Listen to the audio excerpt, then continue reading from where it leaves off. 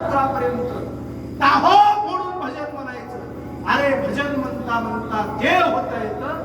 लोकांना मंदिर बांधली, तमाखू खासाला दिंडीत काही अवलादी पैसे घेऊन भजन करतात.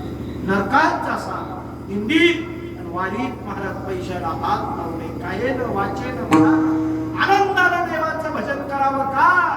ज्ञानोबारायाच्या पालखीत इंद्र चंद्र महेंद्र उपेंद्र गजेंद्र स्वर्गातले आदी करून देव साधू संत माझ्या ज्ञानोबारायाच्या पालखीत नाचत येतात. त्यांच्या संगे भजन करावं आणि जीवनाचा उद्धार करून घ्यावा.